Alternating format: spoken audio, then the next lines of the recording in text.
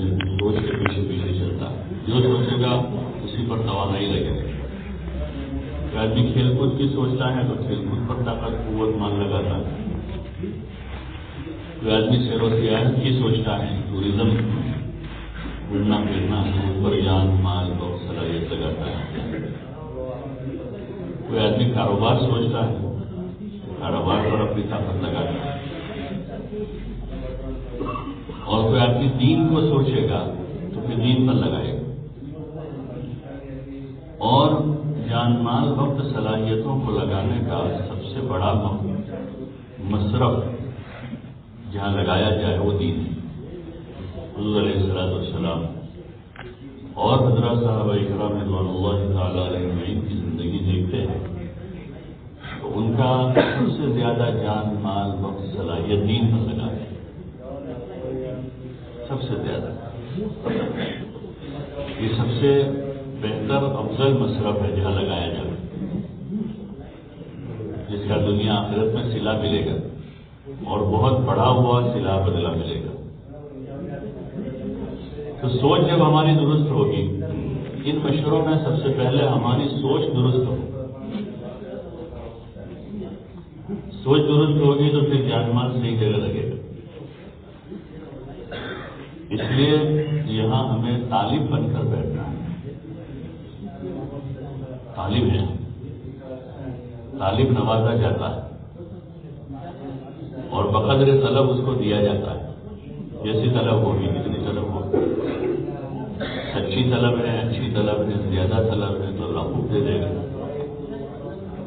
اس نے دیکھا باتیں نئے آئے کام میں لیکن آگے بڑھ گئے ہو، انہوں نے طلب زیادہ دکھائی، کیونکہ اللہ کے بعد رشتے داری نہیں ہے کسی تو راحت نہیں، نہ اس کا کوئی پوتا ہے نہ نوازا ہے، نہ اس کا کوئی ججازات معمولات خانوزات ہے، وہاں کسی کی رشتے داری نہیں، وہاں تو اللہ اور بندے کے درمیان کا تعلق ہے۔ طلب جیسی ہوگی طلب کے بقدر نواز۔ حضور صلی اللہ علیہ وسلم کے حال پر اسلام قبول کرنے والے جو ابتدائی دور میں جو لوگ ہیں قریش میں سے کم تھے جو بڑے خاندان کے لوگ تھے، حضور کا خاندان تھا، چچا زاد، بلکہ چچا ابو طالب حضور کے چچا تھے، ابو جہل حضور صلی اللہ علیہ وسلم کے چچا تھے، ابو لہب حضور صلی اللہ علیہ وسلم کے چچا تھے، جن کے ساتھ آپ کی زندگی گزری ہے، جن کی گود میں آپ پلے بڑھے، اور اس قسم کے جو اشراف کہلاتے تھے، یعنی بڑے لوگ کہلاتے تھے مکے کے، وہ طلب کی کمی پر پیچھے رہ گئے، اور حضرت بلال کی حیثیت مکہ میں کیا تھی کہ غلام تھے۔ ہم دیکھیں ہمارے اس ماحول میں غلامی کا دور تو ختم ہو چکا، غلامی، لیکن کوئی بستی میں بالکل کمزور آدمی ہو جو لوگوں کا کام کرتا رہتا ہو، کوئی کہے بھائی چائے لے آؤ، کوئی کہے کہ چپل سیدھے رکھ دو، کوئی کہے میری گاڑی صاف کر دو، اس آدمی کا کتنا ویلیو ہوتا ہے، کتنا وزن ہوتا ہے۔ تو ان کی حیثیت ان سے بھی کم ہے اس وقت وہاں، غلام سے ہوتی ہے، لیکن سچی طلب لے کر آئے تو اللہ پاک نے نواز دیا اور بہت بڑا مقام دیا حضرت بلال رضی اللہ عنہ، ابتدائی دور کے اسلام لانے والے صحابہ میں سے بڑی فضیلتیں ہیں ان کی۔ تو یہاں طلب بہت بڑی چیز، آدمی تعلیم کرے، طلب کے ساتھ رہے۔ اور آپ دیکھو کہ طالب علم اسٹوڈنٹ، ایک یونیورسٹی کا اسٹوڈنٹ ہے 25 سال کی عمر کا، 25 سال کی اس کی عمر، اور ایک جو ہے 22 سال کے ٹیچر ہے، ان دونوں کی چال میں کوئی فرق ہوگی؟ بولو نا بھائی، چال میں فرق ہوگا، بہت فرق ہوتا ہے۔ اسٹوڈنٹ کی چال چلتا ہے، وہ چاہے 25 سال کا ہے لیکن وہ سمجھتا ہے کہ میں اسٹوڈنٹ ہوں یہاں اس ادارے میں، وہ گیٹ سے داخل ہوتا ہے، وہیں سے پتہ لگتا ہے کہ یہ اسٹوڈنٹ ہے، اور لیکچرر ہے، پروفیسر ہے، استاد ہے، اس کے داخل ہوتے ہی پتہ چلتا ہے کہ اسٹوڈنٹ نہیں ہے۔ چال ڈال میں فرق ہوتا ہے، چاہے عمر اس کی کم ہے، اس کی زیادہ ہے، کیونکہ وہ طالب علم بن کر داخل ہوا، ڈرتا ہوا، گھبراتا ہوا، کوئی بھول نہ ہو، کوئی چوک نہ ہو، ٹائم زیادہ تو نہیں ہو گیا ہے، کچھ لکھنا پڑھنا باقی ہے تو اس کا میرا خوف رہتا ہے کہ وہ طالب علم ہے اور استاد ہے تو اس کی خیال میں فرق ہوتا ہے۔ ایسے ہی اس کام میں بھی اگر آدمی طالب بن کر ہے مشورے میں، تو اس کی رائے دینے کا انداز بھی الگ ہوتا ہے۔ آپ دیکھو نا جماعت میں جب آپ جاؤ تو نیا ساتھی ہو، پھر نیا ساتھی اس کو آپ پوچھو کہ بھائی تمہارے ہمیشہ مجھے کچھ پتا نہیں چلتا، ڈرتے ڈرتے کہے گا، اس کے ذمہ بات طے کرے گا تو 10 بار معذرت کرے گا کہ میں سب میرا کیا مطلب کسی اور کا طے کر، یہ تعلیم ہے، معذرت کے انداز میں ہے، فرم کسی اور سے میں تو سیکھ رہا ہوں، بیان ہوگا، تعلیم ہوگی، سب سے آگے آ کر بیٹھ جائے گا، روزانہ بیٹھ کر ایسے سنتا رہے گا اور پوچھے گا کہ یہ کیا ہے، یہ کیا ہے، وہ کیا ہے، وہ کیا ہے، وہ کیا ہے، وہ تعلیم ہے۔ اور جب یہ چیز نہیں ہوتی تو دوسری چیز پیدا ہو جاتی، آدمی کو شکایت پیدا ہو جاتی، کیا 4 دن ہو گئے میرا تو بیان کیا کرتے نہیں ابھی صاحب، خالی ان کا کیا کرتے ہیں، ایسی شکایت پیدا ہو جاتی ہے۔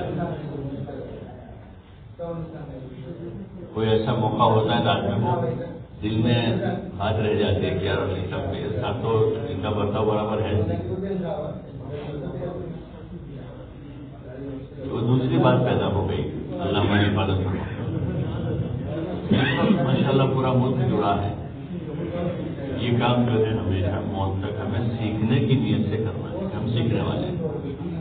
یہ بزرگوں سے سنا اور اسی طرح ان کو دیکھا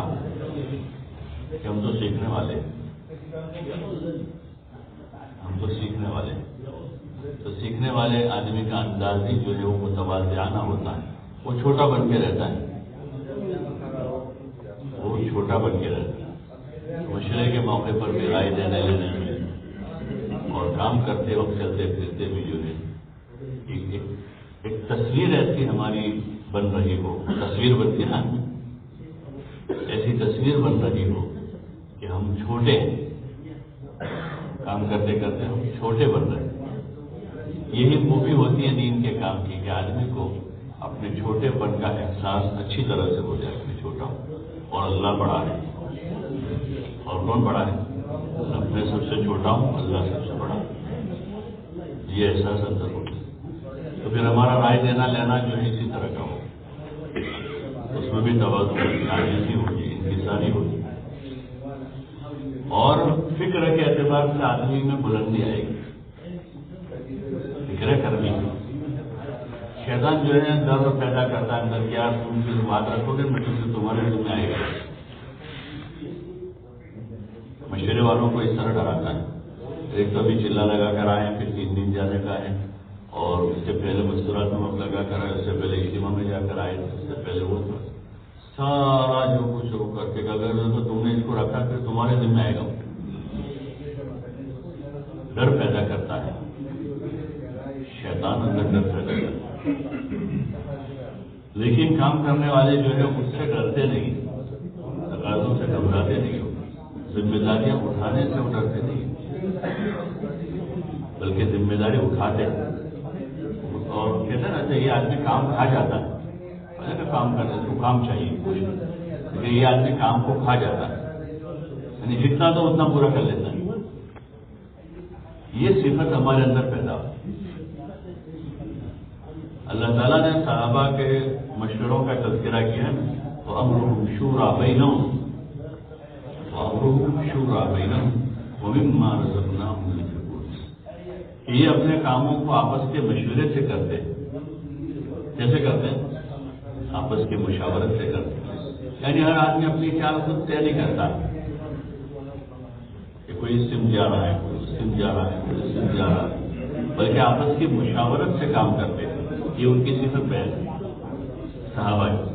اور پھر آگے کا جو جملہ ہے اس میں اللہ پاک کا ارشاد ہے، وَمِمَّا رَزَقْنَاهُمْ يُنْفِقُونَ، اور ہم نے ان کو جو کچھ دیا ہے اس کو خرچ کر دیں، یعنی جان، مال، صلاحیت، وقت، سب چیزوں کو یہ خرچ کریں۔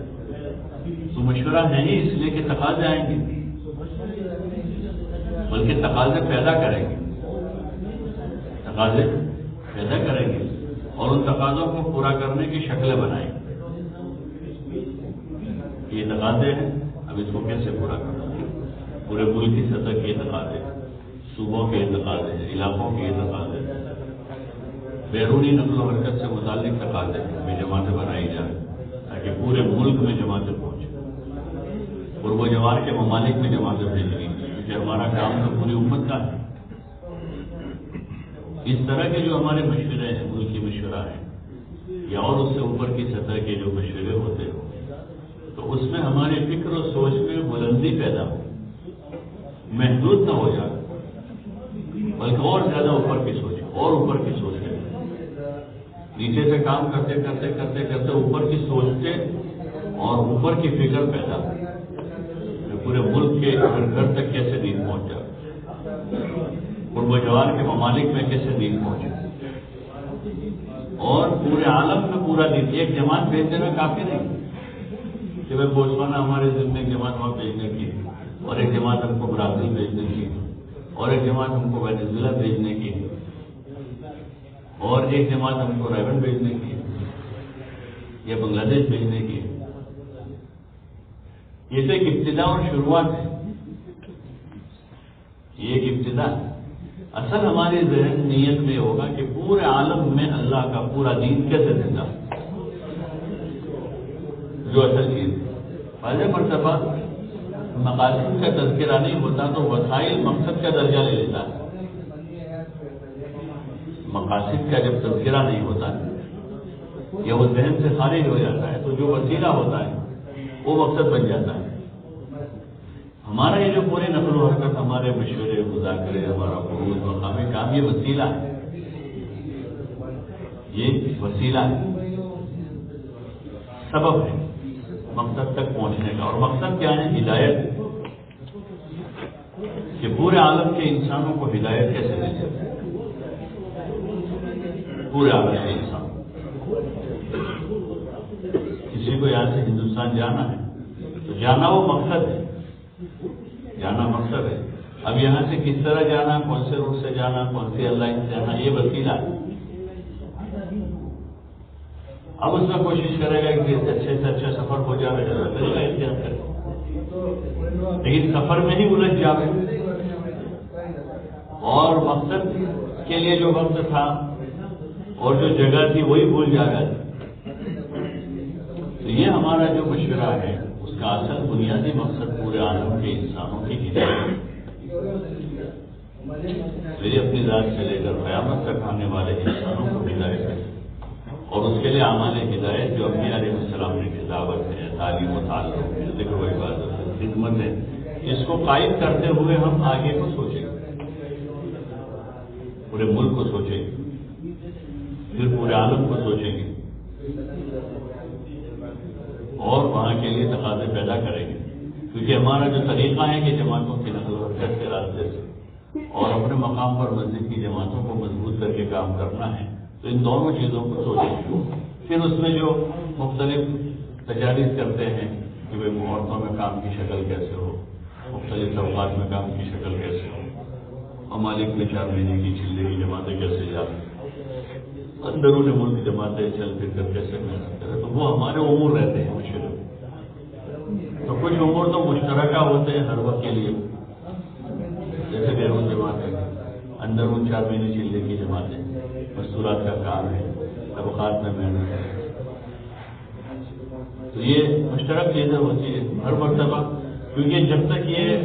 ہر مرتبہ مشورے میں آ کر یہ چیزیں گزرے گی نہیں، وہاں تک اس میں پختگی نہیں آئے گی۔ کچھ امور مشترک ہوتے ہیں ہر مرتبہ کے لیے، وہ جیسے خروج کے ہمارے امور ہیں، بیرون اندرون 4 مہینہ چلنا، مستورات کا کام، اس میں چلنا، عشرات سے روزہ کا نظام میں، تو یہ مشترک ہر مشورے میں چیزیں رہے، جیسے کارگزاری اس کی آتی ہو، اس کی ترغیب کے ساتھ اس کے عزائم اور اس کو پورا کرنے کے لیے اس کی تدبیریں کرنا، اور کوئی کمی بیشی ہے تو اس کے لیے آپس میں مذاکرے کرنے، اس کے فضائل بتانے، تاکہ اندر طبیعتوں میں ابھار پیدا ہو، طبیعتوں میں ابھار پیدا ہو، فضائل بتانے، کام کرنے کے، قربانی دینے کے، راہ خدا میں جان مال لگانے کے، دین پر چلنے کے، ابھار پیدا کرنے والی چیز ہے۔ جو دنیا کی چیزیں ہیں ان کے فضائل سنے ہیں تو اندر طبیعتوں میں اس کا نام سنتے ابھار آتا ہے۔ جو استعمال کی جو چیزیں تو اس کا نام سنتے منہ میں پانی آتا ہے، کیونکہ اس کے فضائل بار بار سنتے رہتے، بار بار سنتے رہتے۔ جو موبائل کے شوقین لوگ ہیں، موبائل کے شوقین لوگ اس کی فضیلتیں سنتے ہیں، اس کا یہ فائدہ ہے، اس میں یہ چیزیں ظاہر ہے، اس میں یہ چیزیں ظاہر ہے، تو ان کو آنچ لائے ہیں اور نیا کوئی آتا ہے تو پھر ان کو پانی آتا ہے،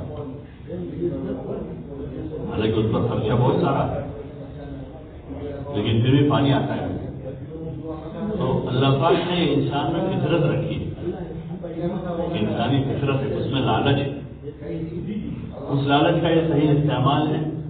کہ دینی امور پر جو فضائل اللہ پاک نے حضور صلی اللہ علیہ وسلم بتائے ہیں اس کو سن سنا کر سنیں گے بھی، سنائیں گے بھی، اور طبیعتوں میں ابھار پیدا کریں۔ ہمارا یعنی مشورے، مذاکرے اور ہمارے جو عمل ہے وہ خشک نہ ہو۔ جب کسی مشین کا آئل اندر سے کم ہوتا ہے، خشک ہوتا ہے، تو پھر کیا ہوتا ہے؟ آواز آتی ہے۔ جب کوئی مشین ہوتی ہے، مشین اس کا آئل اندر سے خشک ہو جاتا ہے، پھر وہ مشین چلتی ہے تو کیا ہوتا ہے؟ آواز اور شور، کھٹاکھٹ کھٹاکھٹ کھٹاکھٹ کھٹاکھٹ، سب جگہ سے آواز۔ ایسے جب فضائل نکل جائیں گے ہمارے کام میں سے تو پھر رغبت ختم ہو جائے گی، پھر چھوٹا تقاضا پورا کرنا ہوگا تو اس میں بھی شور ہی ہوگا، اس میں بھی پھر رغبت کم ہوگی۔ تو اس لیے ضرورت اس کی ہے کہ ہمارے مذاکروں میں، مشوروں میں جو ہے عملوں کے فضائل کی ترغیب کے ساتھ امور کو پھر پیش کیا جائے، اور اس کے لیے اسی مجموعے کو تقاضے دیے جائیں گے۔ سب سے پہلے مشورے والے تقاضے لیں، یہ نبیوں کے کام کی یہی ترتیب کہ وہ خود کرتے ہوئے اپنے مجمع سے کرواتے تھے، خود کام کرتے ہوئے کرواتے، یہ نبیوں کے کام کی ترتیب۔ بھی جو تقاضے آئیں گے وہ ہم اٹھائیں گے، اپنے ذمہ لیں گے،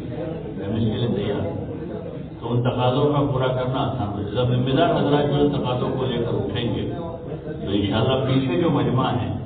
وہ ان تقاضوں کو لینے والے بن جائے گا۔ تو اس لیے ہم سب نیت کریں